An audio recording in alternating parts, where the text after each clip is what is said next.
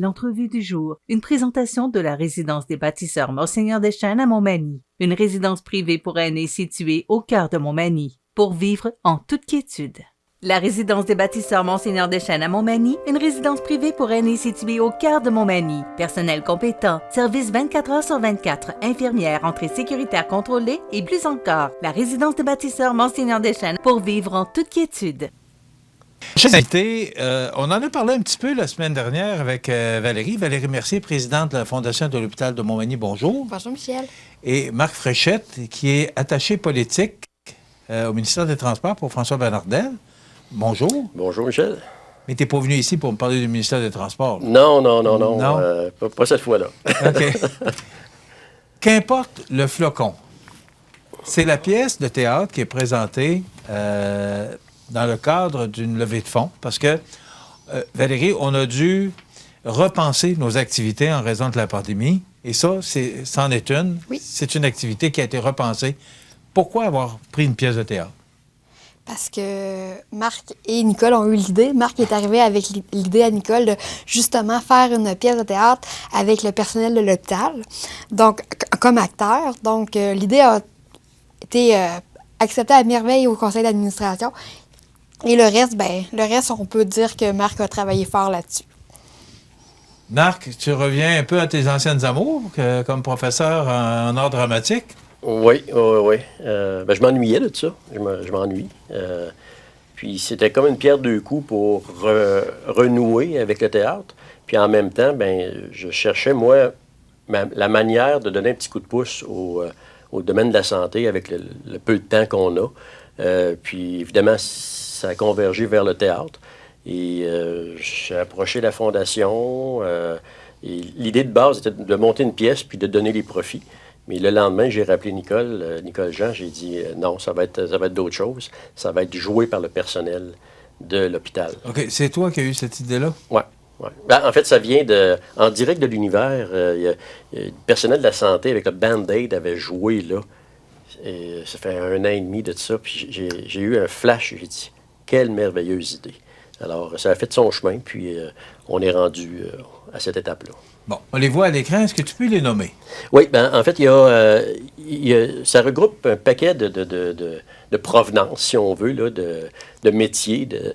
On a des infirmières, inhalothérapeutes, préposés aux bénéficiaires et 5 médecins.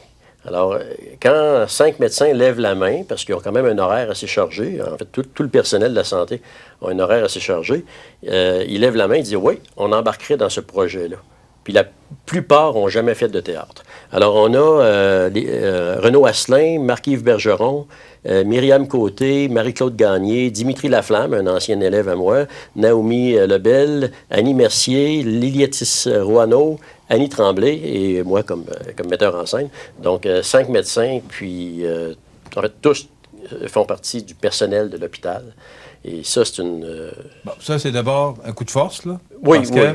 D'abord, comme tu le dis, là, c'est du personnel, on le sait, là, on en parle assez, que c'est du personnel très occupé. Alors, ce sont des gens occupés qui, c'est important de le mentionner, là, ils n'ont pas d'expérience ou peu d'expérience pour jouer du théâtre. Alors, tu partais de loin, là. Et eux autres aussi. On partait de loin. Eux autres, ça les sort complètement de leur zone de confort. Ils n'ont jamais fait ça de leur vie pour la plupart. Et par contre, les pratiques ont progressé rapidement parce qu'avec les études qu'ils ont fait, l'ensemble de la troupe, les études qu'ils ont fait dans le domaine de la santé, dans le domaine médical, c'est des gens qui sont disciplinés. Et ils ont levé la main, puis ils embarquent. Alors, c'est de A à Z qui sont présents, qui posent des questions, des pratiques qui doivent finir à 10 heures, qui finissent à 11 heures moins quart, puis c'est pas moi qui dis on continue. C'est assez courant. Donc, c'est un plaisir, vraiment un beau stress à la base, mais là, c'est rendu un plaisir. OK. Mais là, le stress, ça commence le 17 décembre. Oui. Donc, le stress pour eux, mais pour toi aussi. Parce que c'est un gros défi pour toi. C'est toi le metteur en scène. Oui. Donc, c'est un gros défi, là. Faut que ça roule. C'est un gros défi parce qu'on sait, le théâtre amateur, en fait, n'importe quel théâtre, tu rentres dans la salle la veille ou l'avant-veille et tu pratiques tu fais la générale, qui est la première fois sur la scène avec l'éclairage, les vrais décors, les accessoires. Alors, c'est là. C'est ce moment-là que moi, qu'il faut que je les coach de bonne manière, puis rapidement, parce que le lendemain, c'est la première. OK, ils vont y aller la veille? Oui. OK. La veille, c'est la générale.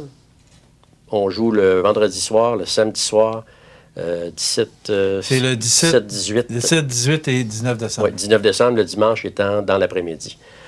Donc, on en est là. Puis, si je peux boucler la boucle avec le personnel, c'est que moi, eux autres, ils ne le diront jamais, ils sont trop humbles. Là.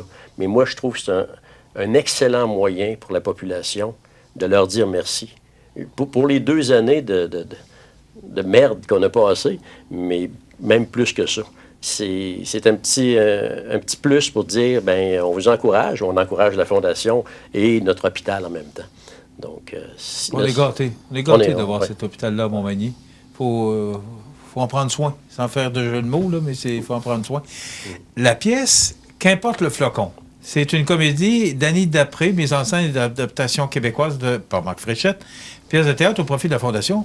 Pourquoi avoir choisi qu'importe le flocon? Il n'y a pas de raison précise pour cette pièce-là. C'est que je voulais surtout pas que ça soit une pièce dans le domaine de la santé, qui fasse référence à un hôpital. On sort de ça, on veut se sortir de ça rapidement, si c'est possible. Je voulais une comédie autre. Pas une comédie trop facile. J'aime pas l'humour facile.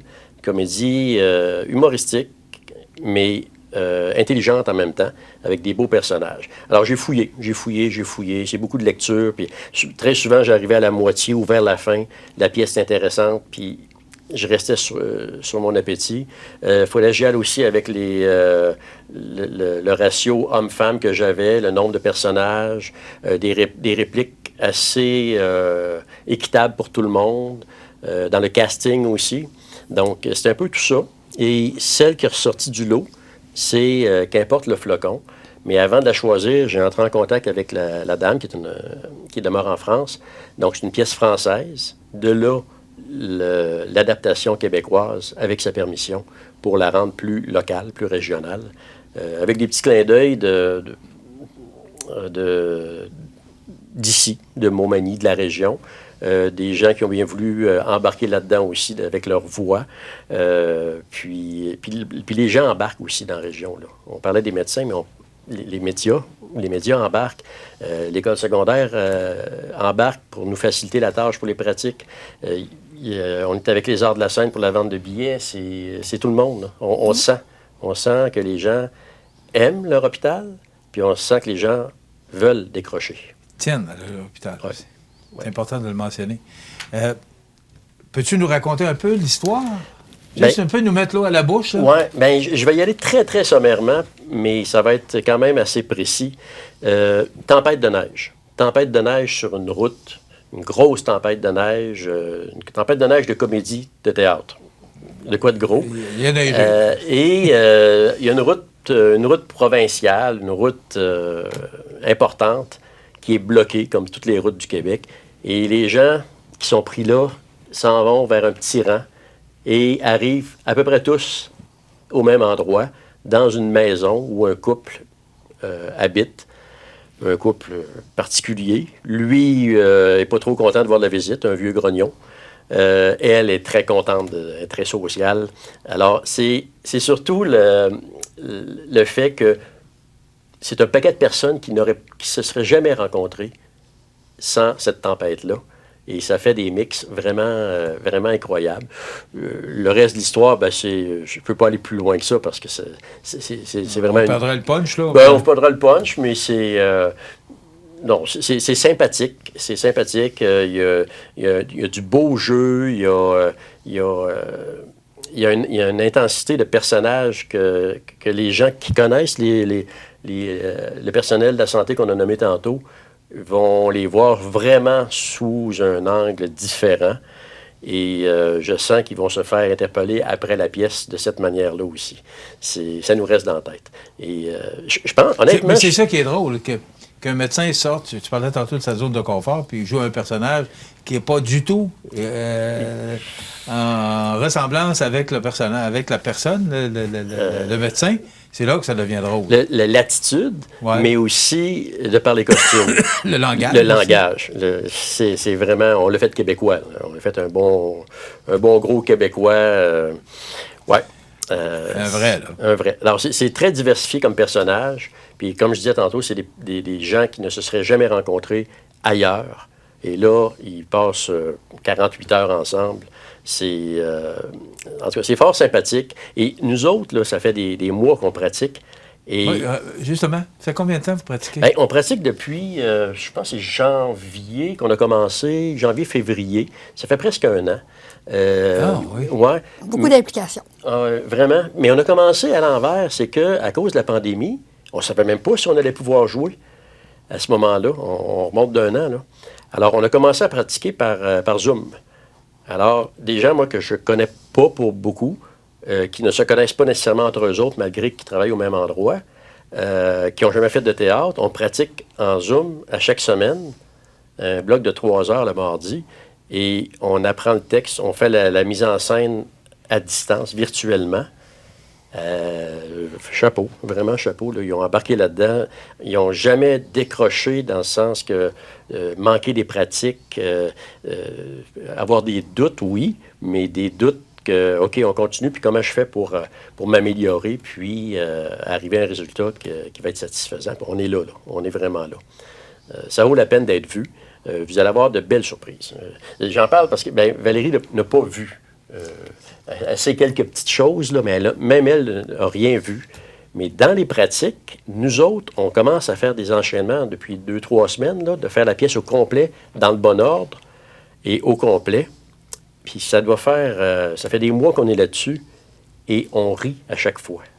On connaît l'histoire, on connaît les jokes, mais on les améliore tout le temps. Puis ce que j'aime du théâtre, là, c'est du détail. C'est le sens du détail, le sens du timing, de placer un silence au bon endroit, puis un silence, ça parle. Puis ils ont compris ça. Ils ont tous compris ça. Ça embarque vraiment. Comment tu as trouvé ton expérience? Parce que, bon, tu as eu des étudiants, tu enseignais à l'école Gazo. Ouais. Comment tu as trouvé ton expérience? Que là, c'est avec des adultes, c'est pas la même chose? Puis tu partais de zéro, là. Tantôt, tu disais, Dimitri a été un de tes étudiants, mais tu étais à 1 ou 2, là. Là, il fallait que tu montes à 10, là. Oui, mais c'est pas grave. C'est pas grave parce que la volonté était là. On est revenu à la même hauteur que les autres, là, qui avaient un petit peu de plus d'expérience, là, très rapidement. Grâce justement à ceux qui avaient de l'expérience aussi, là. Ils ont tiré dans le bon sens. Mais par rapport aux élèves, aux étudiants dans le temps, c'est dur à comparer. Parce que j'ai eu les élèves pendant 5 ans. Alors, je les ai vus, je les ai pris en main tôt, puis je les ai vus progresser. Puis il y avait comme aussi une raison de vouloir continuer, parce que si les notes n'étaient pas là, je les gardais pas dans la troupe.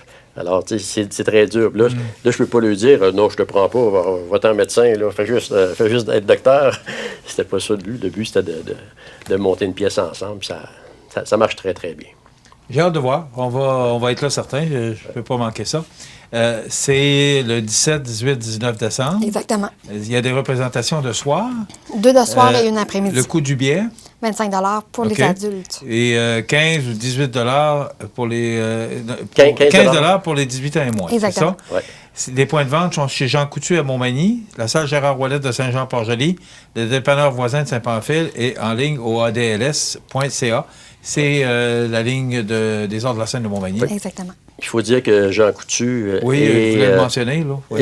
est notre commanditaire principal, donc majeur. Oui. Merci, puis bravo. Il te reste à peu près 60 secondes, Valérie. Qu'est-ce qu'on peut dire dans tout ça, comme présidente la Fondation? On est fiers de voir les gens s'impliquer pour créer une belle pièce de théâtre comme ça. On est fiers aussi de la participation de la population, parce que présentement, on a plusieurs billets de vendus. Il en reste encore, inquiétez-vous pas, mais déjà, on a beaucoup de billets qui sont vendus, donc on est satisfait de la réponse. On espère avoir... Mais il en reste encore plusieurs à vendre. Là. Il en reste encore plusieurs. Il y a encore de Il la en place, reste là. encore, il en reste Ouais. encore. Il reste encore 3 semaines, fait qu'il faut qu'il en reste aussi. Mais on est bien satisfait de tout ça. Il reste environ 800 billets, mais on pourrait ouvrir la salle encore plus si la demande était là.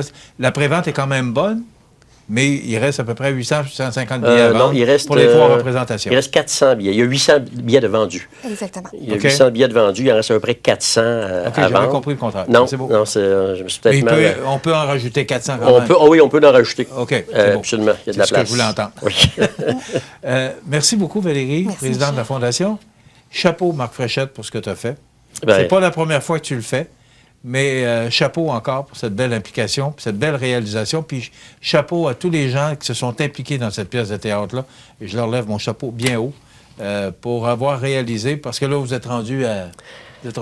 Il est minuit moins une, là, puis c'est ça, on est rendu là. Félicitations. Merci, Pierre. On en parlera. Je t'inviterai après la pièce. Oui, on fait un peut-être, post-mortem. Ouais, pour voir un peu justement comment tu as réalisé pour que tout ça s'est terminé. Merci. Voilà, ça complète dans quelques instants les grands titres de l'actualité avec José Soucy.